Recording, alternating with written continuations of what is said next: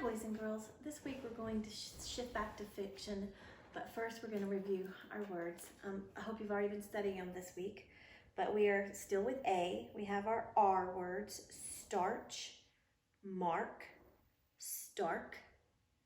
We have our ARE words, the air words: stare, glare, square.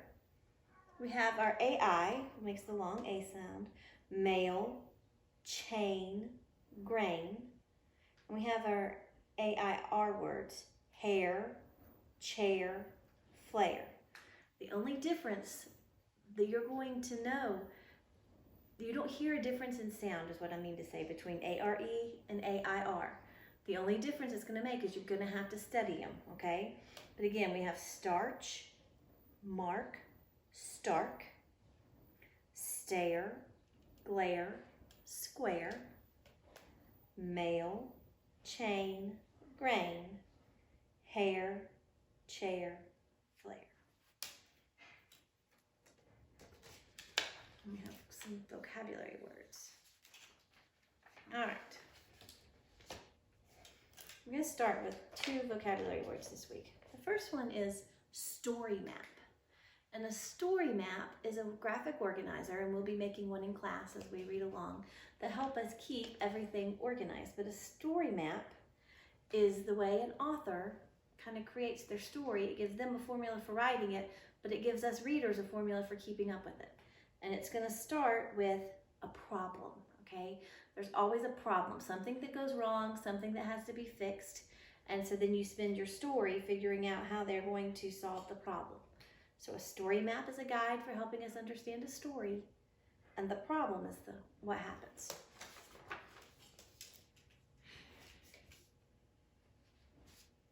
All right, today we're going to begin reading Practice Makes Perfect for Rotten Ralph by Jack Gentog and Nicole Rubel.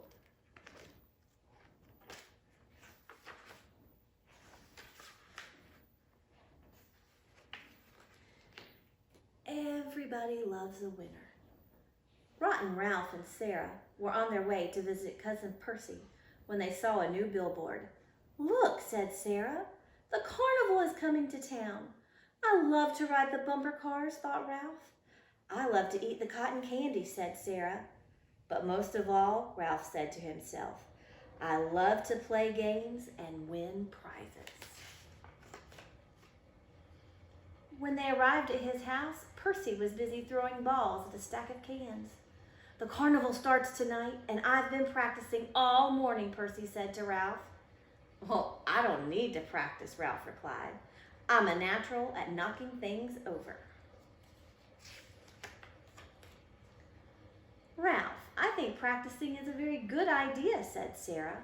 Percy smiled. "That's right, Ralph. Practice makes perfect." Rotten Ralph yawned.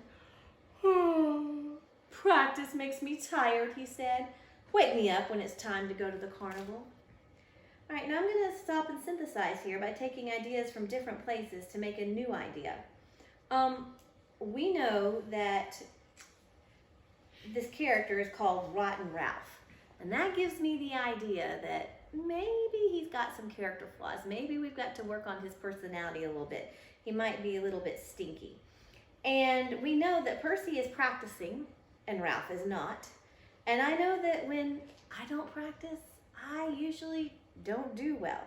So I don't think that Ralph is going to do well at the carnival games, but that's just my prediction. While Rotten Ralph took a nap, Percy got himself ready. He smoothed his hair with mouse mousse.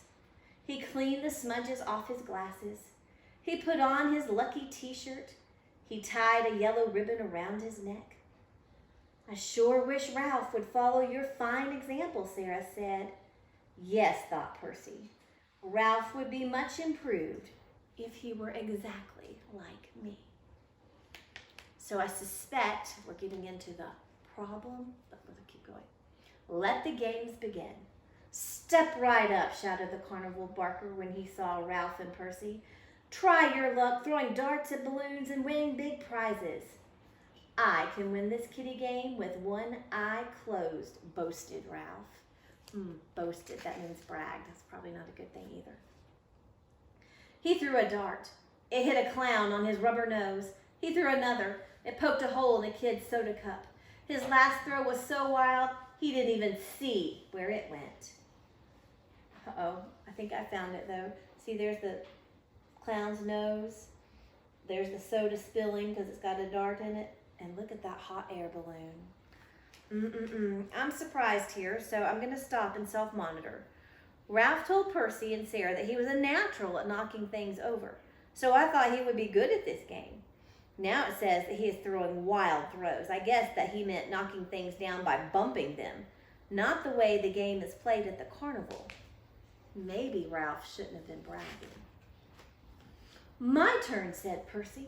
He took careful aim and threw the darts. He popped 3 balloons and won a big stuffed mouse. This is for you, he said, giving his prize to Sarah. Oh, Percy, cried Sarah. All that practice really paid off. At the beanbag toss, Ralph wouldn't listen to Percy's advice. Suit yourself, sniffled his cousin. Ralph missed all his shots. Watch me carefully, Ralph, said Percy. It's all in the wrist. He made 3 shots in a row and won another fancy prize for Sarah. So the problem here is Ralph didn't practice. He doesn't want to listen to advice. At the Test Your Strength booth, Ralph picked up the sledgehammer. Now this is something I should win, he decided as he flexed his muscles. He hit the target. The meter barely moved. Ralph groaned weakly. It just went to mouse muscles. Let me show you how it's done, said Percy. He pounded the target with all his might and rang the bell on top. Now that is one super cat, said the barker. You win a King Kong kitty. At the photo booth, Ralph was feeling fed up with Percy's winning ways. He refused to smile. Don't be a sourpuss, Ralph, Percy scolded. That's right, Ralph, said Sarah. Winning isn't everything. Don't you agree, Percy? I wouldn't know, Percy replied. I always get what I aim for. And that's where we're going to stop for today, and we'll read more about Ralph and Ralph tomorrow. Thanks.